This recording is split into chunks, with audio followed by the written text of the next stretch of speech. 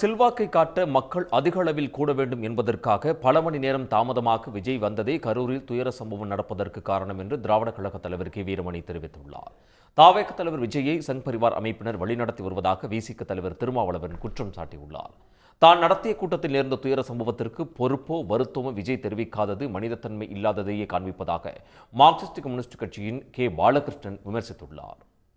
கரூரில் மட்டும் ஏன் இப்படி நடந்தது என்றால், கரூரில்தான் இவர் அதிகமான அளவிற்கு தன்னுடைய செல்வாக்கை காட்ட வேண்டும் என்று திட்டம் காட்டி மக்களை நெரிசலான இடத்தில் அவர்கள் ஆக்கி மக்கள் இன்னும் கூடட்டும் என்று சொல்லி கரூரை அவர் மையப்படுத்தியதற்கு பல காரணங்கள் அவரிடம்தான் இருக்கிறதே தவிர அரசியலிடம் இல்லை. கரூரில்தான் இவர் இத்தனை மணி நேரம் தாமதமாக வந்தது மட்டுமல்ல, சிறப்பாக உள்ளே போய் நின்று இன்னும் கூட உரிய நேரத்துக்கு வெளியே வந்திருந்தால் மக்கள் பார்த்திருந்து வெளியே போயிருப்பார்கள் அல்லது நகர்ந்திருப்பார்கள். ஆனால் நேரம் அதிகமாக இன்றைக்கு சனிக்கிழமையான காரணத்தினாலே குழந்தைகளோடு கூட வந்திருக்கிறார்கள் அலுவலகத்திலிருந்து வந்தவர்கள். விஜயை சுற்றி இருக்கிறவங்கெல்லாம் சங் பரிவார் அமைப்புகளோடு நீண்ட தொடர்பு உள்ளவர்கள், அந்த பாசறையில் வளர்ந்தவர்கள். பாஜக, RSS போன்ற சக்திகள் அவரை சுற்றி இருக்கிறார்கள். அவர்கள் கொடுக்குற இன்புட்ஸ் தான் அவர் பேசுகிறது. இப்போ அவருக்கு உடனடியாக ஹேமமாலினி தலைமையில் ஒரு டீமே வந்திருக்கிறாங்க. என்ன தேவை ஏற்பட்டது? இது ஒரு ஸ்டாம்பீடுங்கிறது அவங்களுக்கு தெரியுமா தெரியாதா? இது என்ன வயலன்ஸா? யாராவது தூண்டி விட்டு இது நடந்ததா? இது எதுக்காக உள்ள நுழையிறாங்க? உடனடியாக அண்ணாமலை போய் பேசுகிறாரு.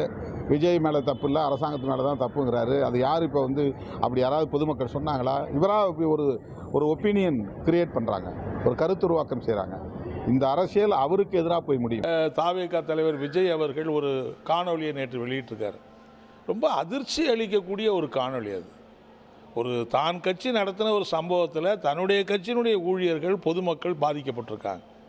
ஒரு குறைஞ்சபட்சம் அதுக்கு நாங்கள் இதுக்கு பொறுப்பு என்று ஏற்றுக்கொள்வதோ அல்லது இந்த சம்பவத்துக்கு எங்களுடைய ஆழ்ந்த வருத்தத்தை தெரிவிக்கிறோம், ஏதோ ஒரு விபத்து நடந்து போச்சு, தெரிஞ்சோ தெரியாமலோ அதுக்கு நாங்கள் பொறுப்பாக இருக்கிறோம், எங்களுடைய வருத்தத்தை தெரிவிச்சுக்கிறோங்கிறது குறைஞ்சபட்ச அந்த மனித நேயமோ குறைஞ்சபட்ச அந்த நேர்மையோ இல்லாமல் தான் அவருடைய காணொலி அமைஞ்சிருக்கு.